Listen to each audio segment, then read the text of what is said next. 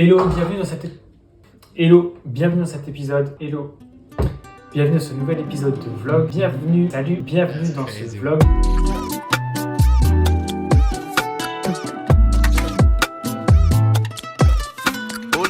Bienvenue dans ce vlog qui va te présenter le premier drop de ma marque Fresh. Ça sort dans quelques jours. Je m'appelle Mathieu Ruiz, je suis designer et artisan teinturier spécialisé dans les teintures à base de plantes. Aujourd'hui, à l'heure où je parle, on est le 4 février, on est samedi 4 février. Je suis dans mes nouveaux bureaux à Paris, dans le 11e arrondissement. En fait, c'est mes premiers bureaux tout simplement, puisqu'avant j'étais dans mon appartement. Et je vais réaliser le shooting photo ici, dans ces locaux, puisque c'est super bien éclairé, la lumière est top. Voilà, c'est moi qui fais les photos. Vous verrez, j'ai une organisation assez millimétrée quand je prépare des shootings photos. Je vous montrerai comment je m'organise, je vous montrerai quel matériel j'ai pris avec moi, toutes les astuces système D, parce qu'il y a beaucoup de système D, mais en vrai, parfois c'est ce qui marche le mieux. Sans transition, je vais vous montrer ce que j'ai. Donc ça, c'est ma valise. Je transporte tout ce qui est teinture. À la base, c'est pour les chantiers de maçonnerie, j'imagine, ou autres du bâtiment. Et en fait, moi, ça m'allait plutôt pas mal. Donc, peut-être que je mettrai mon logo quelque part là, un jour. Alors, qu'est-ce qu'il y a dans cette valise? Tout d'abord, les pieds d'appareil photo. Alors ça, plus exactement, c'est pour les lumières. Ça, c'est les ampoules. Ici, on a les parapluies. Donc, qu'est-ce qu'on a ici? Un chargeur d'appareil photo, un chargeur d'iPhone, un deuxième chargeur d'appareil photo, un appareil photo. C'est un Canon 2000D, Canon 550D. Il est très vieux, celui-là, je l'ai acheté d'occasion. Ici, un trépied pour téléphone.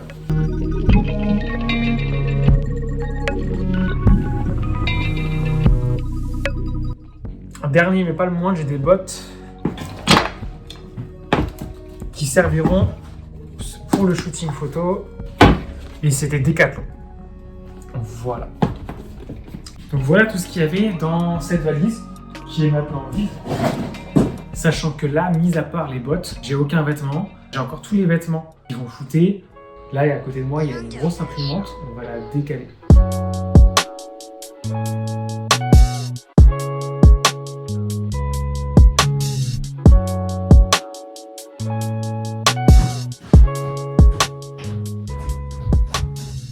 Ouais, parce qu'il y a un sous-sol ici.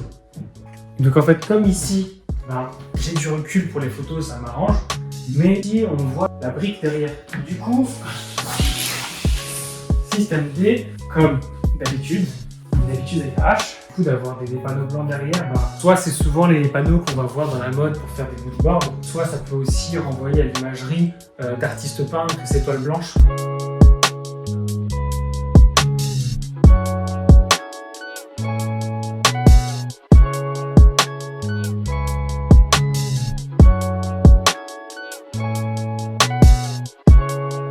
Je crois qu'on a fini la mise en place, j'ai testé toutes les lumières.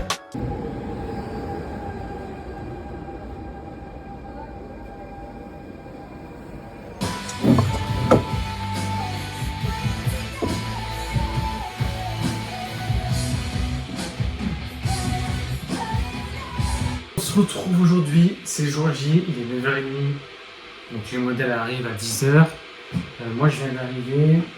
Donc on va se dépêcher et je vais arrêter de vous parler parce que vous me mettez en retard. Voilà, il me fallait une excuse.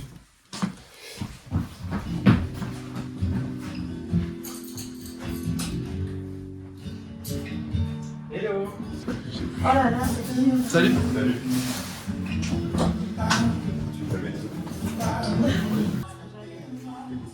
On est d'accord que ça c'est cassé. Ça a l'air.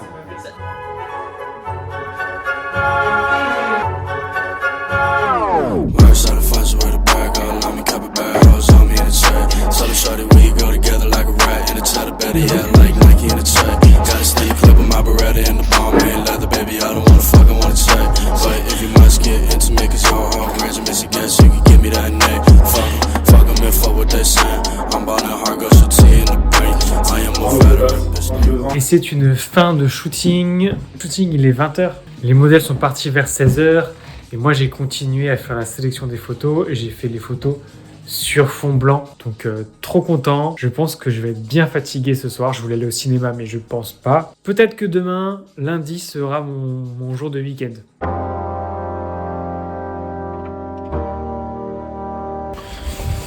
Hello, aujourd'hui on est samedi, le samedi d'après. Donc on est le 11 ou le 10, en tout cas le samedi par là. Et donc une semaine après le shooting, cette semaine qui est passée super vite parce que j'ai notamment été à la maison 2 jours parce que je me suis fait arracher 2 dents de sagesse. Et honnêtement, là 2 jours après, je repars direct. Et hier j'étais en shooting aussi. Pour des projets perso parce que du coup je commence à faire la création de contenu en fait pour d'autres personnes, d'autres marques ou d'autres projets, et donc ça c'est super cool parce que en fait c'est quelque chose que je ne faisais pas avant, j'avais pas trop de temps à y consacrer. Je croise des gens et je continue à parler comme si de rien n'était. Ça il y a 6 mois j'aurais pas pu le faire. Donc voilà, du coup je fais du contenu pour d'autres personnes et c'était le cas vendredi. Donc il fallait absolument que ma grande sagesse aille mieux. Là on est samedi, donc du coup une semaine après le shooting, 6 jours parce que c'était dimanche. Et je pars avec mon sac à dos en forêt faire du contenu, justement dans la nature cette fois-ci et plus en intérieur. Donc je vous emmène avec moi, on va dans la forêt de Fontainebleau, c'est une forêt que je connais bien parce que on avait déjà fait le shooting avec North Hill, la collab, il y a 1 an. Et j'y suis allé plusieurs fois avec l'équipe de Rando Fragile faire des randonnées.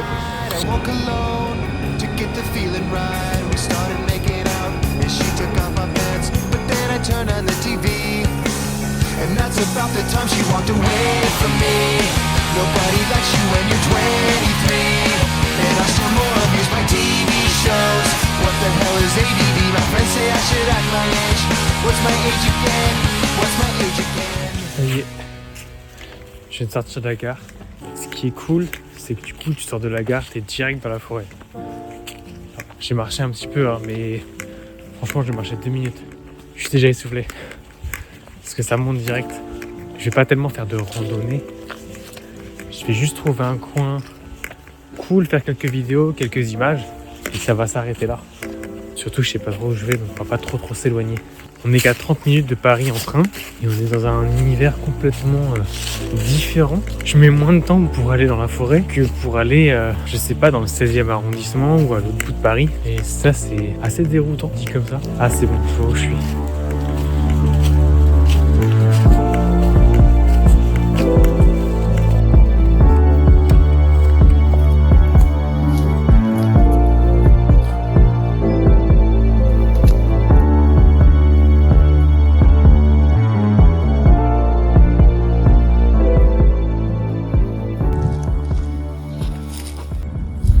Ce que vous voyez derrière moi, ce sont des baluchons. Tout simplement, le packaging de ce drop.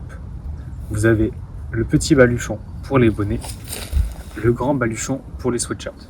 Au-delà d'avoir une expérience vraiment cool en déballant le produit, j'ai vraiment voulu créer un objet. Je trouvais que le baluchon apportait quelque chose, une touche un peu naïve, presque régressive. On pourrait se le mettre au bout.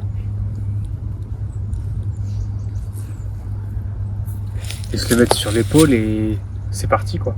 Donc là il y a les 2 grandes anses, il y en a 2 petites. Et en fait les petites c'est pas vraiment des anses, c'est juste des petites boucles dans lesquelles on va venir faire passer les grandes et du coup fermer à peu près le petit baluchon. Tout est de seconde main, la sangle est de seconde main et le tissu est de seconde main. Donc l'idée derrière aussi cette romantisation finalement du voyage, il y a aussi une idée d'être ancré dans la réalité et ancré dans les convictions qui sont les miennes et ancré dans le monde qui est celui dans lequel on vit. Donc ok, on est romantique, ok, on fait de la poésie, mais c'est pas pour autant qu'on est déconnecté de la réalité. Et ça c'est important d'avoir toujours cette dualité. Donc du coup il y a le petit et bien évidemment il y a le grand. Et ce qui est cool avec le grand, les anses sont vachement grandes. Pourquoi ? Parce que j'ai voulu qu'ils puissent éventuellement se porter en bandoulière. Mais celui-là est vachement plus grand. Il fait 1 mètre sur 1 mètre quasiment. Non, peut-être pas, mais il est vachement plus grand en tout cas. Ce baluchon, vous pouvez l'utiliser comme vous le souhaitez.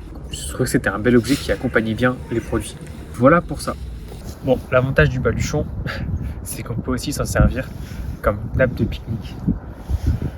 Je suis toujours dans mon obsession de comment rendre visible l'invisible. Et par ça, je sous-entends comment est-ce que je peux rendre visible l'artisanat et surtout de l'artisanat de la couleur naturelle qui est invisible dans le sens où elle n'est pas démocratisée. Souvent, il y a une méconnaissance totale du pouvoir des plantes en matière de couleur, mais il y a aussi une méconnaissance totale des risques sanitaires et humains que représente la teinture industrielle. Donc finalement, le respect d'un travail, le respect d'une personne qui travaille sur un produit passe avant tout par la connaissance et le fait de savoir qu'elle existe en fait, cette personne. Mais graphiquement, visuellement, comment est-ce que je peux représenter ça ?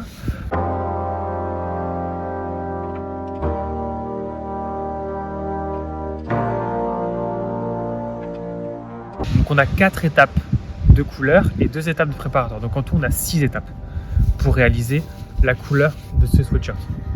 Voilà. Nous avons l'impression, l'étiquette et donc voilà, nous avons ce premier sweatshirt qui est en coton biologique. Je ne l'ai pas précisé mais c'est important aussi. Il existe en gris. Je crois que c'est l'un de mes préférés, le gris. Il est très sobre parce que du coup finalement la sérigraphie elle est presque noire sur aubergine. Et je trouve ça très subtil. Et il y a le dos aussi qui est pris dedans. Je ne l'ai pas montré. Je vais vous montrer ici. Voilà. Et celui-là, il est vraiment plus streetwear, plus oversize. J'ai qu'une seule taille, qui est une taille oversize, qui est équivalent, grosso modo, à un XL. Vraiment, il se porte comme ça et c'est un taille unique. Ici, j'ai fait l'inverse. J'ai d'abord appliqué la première couleur. Et ensuite, en entonnoir, vous voyez un petit peu comment j'ai procédé. Je suis venu foncer l'extrémité plutôt que de foncer le centre. Et sur celui-ci, j'ai mixé le slogan mode artisanal avec fresh. Donc du coup, il y a marqué exactement mode artisanal, dye with plants in France, du temps et du savoir-faire, pour toujours rappeler que en fait, le rendre visible, il faut aussi le marquer dessus. C'est aussi une manière de le rendre visible. Du coup, j'ai fait 2 bonnets. Donc ça, c'est un bonnet gris. D'abord un bain de châtaignier. Alors pareil, les étapes de préparation en amont, mordançage, et ensuite c'est passé dans le châtaignier et ensuite dans le sulfate de fer. Et le deuxième, qui reprend un peu cette tâche, ce qui est intéressant, c'est que je l'ai fait comme ça une fois qu'on le replie, petite variation ici, et c'est ça qui est cool. Enfin, moi je trouve ça super intéressant. Et donc forcément, vous voyez celui que j'ai sur moi, c'est le même, mais en même temps c'est pas le même. Chaque bonnet est unique aussi. C'est vraiment la particularité de la teinture qui plus est naturelle. J'ai aussi voulu proposer des roses, des gris, des pourpres qu'on n'a pas l'habitude de voir. Donc c'est pas vous sortez une boîte de feutre, vous verrez aucune de ces couleurs là. C'est justement moi si je fais de la couleur, c'est pour vous proposer des couleurs que vous ne voyez pas, des couleurs plus subtiles, plus profondes. C'est ça moi qui me passionne. Je pense que ça s'entend quand je parle que ça me passionne tout ça, mais c'est important aussi, au-delà de voir quelqu'un de passionné, de comprendre le sens qu'il y a derrière tout ça, de comprendre le travail aussi qu'il y a derrière tout ça. Et c'est pour ça d'ailleurs que du coup les pièces exclusives un petit peu plus travaillées comme ça s'appellent mode artisanal, parce qu'en fait c'est de l'artisanat en fait. Moi, la première chose que je veux, c'est que ce soit stylé. Et en fait en l'essayant, en faisant le shooting avec les modèles, ça n'existe pas ailleurs et c'est trop bien. Je sais pas comment vous dire c'est trop bien autrement que c'est trop bien, mais je suis content. Franchement, je suis... Enfin, les gens qui me suivent là depuis quelques temps, vous voyez que j'aborde aussi toujours le thème de la satisfaction. Et vraiment, cette satisfaction-là, en fait, elle est tellement galvanisante et c'est vraiment nouveau dans ma vie, hein, comme je le dis souvent, mais de pouvoir faire des choses et d'en être fier et d'en être... En fait, ça me porte. Ce que je fais me porte. Et c'est super important de se laisser porter. On va se quitter là-dessus. Hein. J'espère que vous serez au rendez-vous jeudi à 19h. Et pour ceux qui veulent le voir avant, inscrivez-vous à 18h. On va reprendre le train tout doucement. Et on va rentrer à la maison.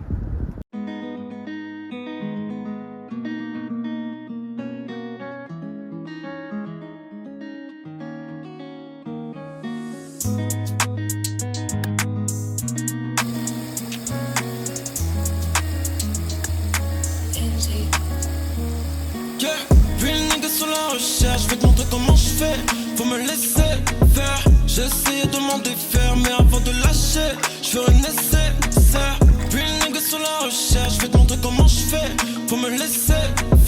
J'essaie de m'en défaire, mais avant de lâcher, je fais un essai. Je m'écoute dans un fer, négo dans la Syrie.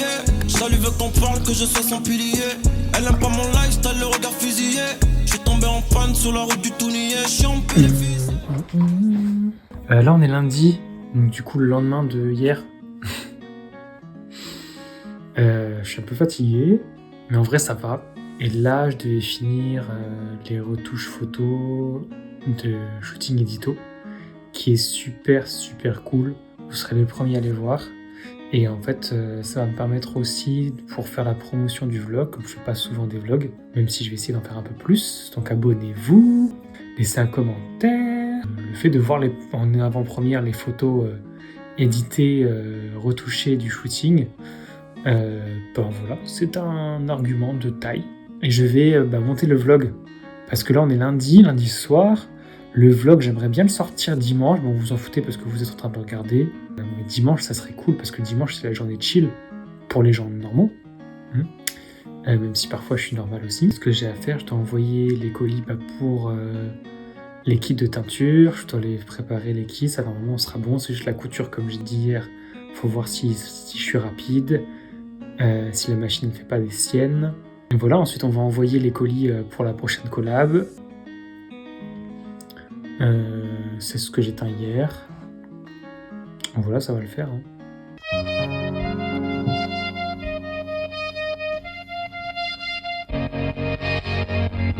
Je vais essayer de bien articuler, mais j'ai un peu mal de ma dent de sagesse. Mais du coup, là, je vais vous montrer les photos de l'édito. Des photos édito, c'est des photos qui vont pas forcément mettre en avant un produit spécifiquement, mais plus l'univers dans lequel il s'installe. Moi, j'ai essayé de documenter cet univers autour finalement des ombres, des lumières, de la métaphore de l'éclipse. Cette tache finalement qu'on voit, on voit deux couleurs, une tache sombre qui venait sur une tache colorée claire. Donc ça fait un peu la métaphore de l'éclipse, de la lune qui passe devant le soleil. Donc c'est le shooting photo que vous avez vu au début de la vidéo et j'ai utilisé des ciels d'éclipse que j'ai créé avec une intelligence artificielle qui s'appelle Midjourney. C'est pas si évident que ça. En gros, j'ai demandé un ciel nuageux de fin de journée d'été, juste après une éclipse solaire. Et donc, c'est ce que vous allez voir en fond. Voici la première photo, une photo de Céline. Moi, j'aime beaucoup son visage est coupé en deux, une partie ombre, une partie lumière. Donc, le côté jaune de son visage, c'est totalement... alors, naturel, non, parce que c'est la lumière artificielle, mais c'est la lumière du shooting photo. Ça, c'est pas rajouté. Je suis assez content. Deuxième photo, c'est Arnaud de dos. Donc là, on voit pas forcément beaucoup de produits, si ce n'est le bonnet et le pantalon qui n'est pas dispo. Mais je trouve la photo assez forte et assez intéressante. La lumière, pareil, est tirée du shoot et c'est l'arrière créé artificiellement. La troisième, pareil, on retrouve Céline, le bonnet de côté comme ça avec un focus sur l'étiquette. Je trouve ça marche bien. J'ai un petit peu rajouté des ombres, accentué les ombres. J'ai pas voulu un jaune trop marqué sur ce coup-là. Donc du coup, son visage est un peu plus blanc. En tout cas, la lumière est plus blanche. Et donc forcément, le ciel qui est derrière est en adéquation avec ça. Je voulais pas qu'il y ait un contraste trop fort non plus entre le ciel et le modèle. Quatrième, je me suis inspiré vraiment de Acne Studio, ce qu'ils font parfois sur leurs photos. La photo est très symétrique finalement. Voilà, et pareil dans la symétrie, la prochaine, c'est un portrait type américain, donc un peu plus large. Avec Céline, encore une fois, où on retrouve bien la symétrie autant dans son visage que dans la forme de la tache. Ensuite, une photo du coup avec un angle intéressant et un jeu de d'ombre et lumière. Là, cette fois-ci, c'est le fond de la photo. Il n'y a pas de retouche spécifique, pas de photomontage plutôt. Et dernière, c'est une photo prise par Jeanne, du coup qu'on avait prise ensemble. Donc, si elle ne m'avait pas proposé, je n'aurais peut-être pas eu de photo de moi. Ça me met en scène et c'est quelque chose que j'avais du mal à faire et j'essaye de faire de plus en plus sans trop forcer le truc. Voilà, dites-moi ce que vous pensez de ces quelques photos. L'idée, c'est pas d'en avoir 30 non plus. Il y en a peut-être une dizaine max, ça suffit largement. Il y a une vidéo qui sort ce soir, donc dimanche soir sur Insta. Elle n'est pas encore totalement finie, je vais être perfectionniste sur certains points. Voilà, la suite c'est quoi? La suite c'est une session teinture avec Manu Brûlé, qui est un photographe qui est venu au studio récemment, et une dernière séance photo que moi j'ai faite avec Lina pour un projet en collab avec une marque qui j'espère verra le jour. En tout cas, les photos sont super cool. On a profité pour faire quelques photos avec les sweats. Il y a aussi une odeur, tu vois.